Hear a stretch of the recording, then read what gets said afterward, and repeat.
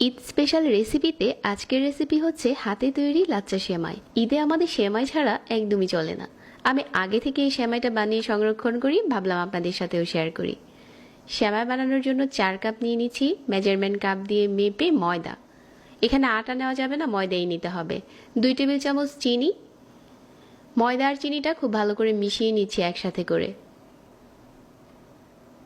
তারপর এখানে প্রথমে আমি 1 কাপ পানি দিয়েছি, সাথে আমি আরো অল্প একটু পানি নিয়েছি, যদি দরকার হয় তাহলে দিয়ে দেব। পানিটা যদি আরো বেশি একসাথে করে দিয়ে দেন তাহলে কিন্তু ডোটা নরম হয়ে যাবে, এটা দেখে দিতে হবে। এখন যতটা সম্ভব সফট করে মাখিয়ে নিতে হবে। আমি এখানে প্রায় 5 মিনিটের মতো সফট করে মাখিয়ে নিয়েছি। তারপর এখান থেকে ছোট ছোট ডো নিয়ে নিচ্ছি। যে কয়টা সেমাই তৈরি করবেন ওরকম করে ডোগুলো নিয়ে নিতে হবে। আমি এখানে 4 কাপ ময়দা দিয়ে প্রায় 6টার মতো বানিয়ে নিচ্ছি। এখন এই ডোগুলোকে হাত দিয়ে এরকম করে ঘুরিয়ে নিচ্ছি, খুব মসৃণ করে ডোগুলো বানিয়ে নিচ্ছি।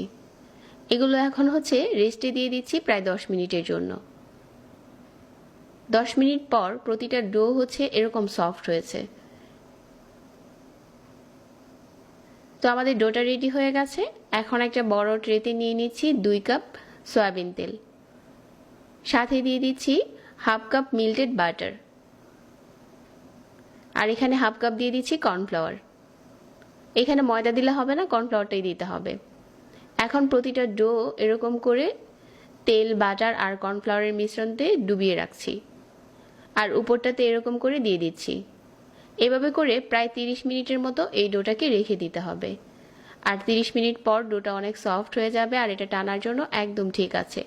একটা পাশ থেকে এভাবে করে ঘুরিয়ে ঘুরিয়ে তারপর হচ্ছে সার্কেলের মতো এরকম বানিয়ে প্যাচ দিয়ে দিতে হবে।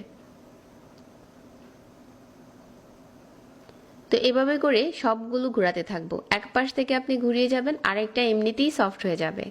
সেমাই বানানোর নিয়ম হচ্ছে এরকম, যেটা কিনা আপনি 5 থেকে 6টা একসাথে বানালে বেশি সুবিধা হয়। তাহলে আপনি এক পাশ থেকে যখন ঘুরিয়ে যাবেন আরেক পাশেরটা এমনিতেই সফট হয়ে আসবে।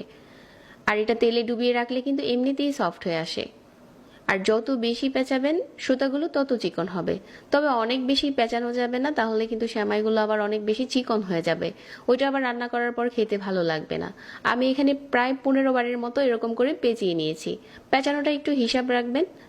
এই একই পাশ থেকে ঘুরিয়ে ঘুরিয়ে পেঁচিয়ে নিয়েছি।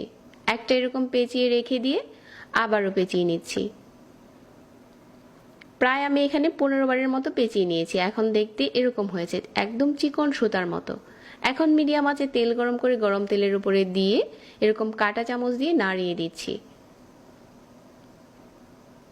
আর উপরটা দেখা যাচ্ছে যে কতটা সুতার মতো হয়েছে।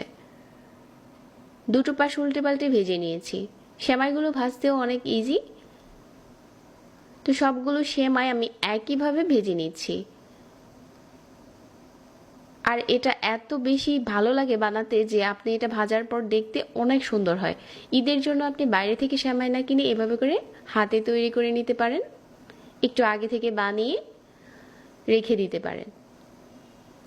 সবগুলো সেমাই ভাজা হয়ে গেছে, আর এগুলো ভাজার পর দারুণ একটা কালার এসেছে। এই পর্যায়ে সংরক্ষণ করা যাবে। আসছে ঈদের জন্য নিজের হাতে তৈরি করুন স্বাস্থ্যকর উপায়ে লাচ্চা সেমাই, যেটা আপনাকে বাইরে থেকে কিনে খেতে হবে না। আর এটা কিন্তু অনেক ক্রিস্পি হয়েছে। চাইলে একটু মোটা করেও বানাতে পারেন, যাদের কাছে মোটাটা ভালো লাগে। তো এখন হচ্ছে আমি এই সেমাইগুলো সংরক্ষণ করব। এরকম একটা পলি নিয়ে একটার উপরে একটা দিয়ে রেখে দিচ্ছি, যে কোনো কৌটোতে ভরে। বানানো হয়ে গেল হোমমেড লাচ্চা সেমাই। আশা করছি আজকের রেসিপিটা ভালো লেগেছে আর সেই সাথে অনেক কাজে দেবে। রেসিপি ভালো লাগলে পেজ ফলো করে রাখবেন আর আমাদের চ্যানেল সাবস্ক্রাইব করবেন। সবাই অনেক ভালো থাকবেন। আজকে এখানে বিদায় নিচ্ছি। আল্লাহ হাফেজ।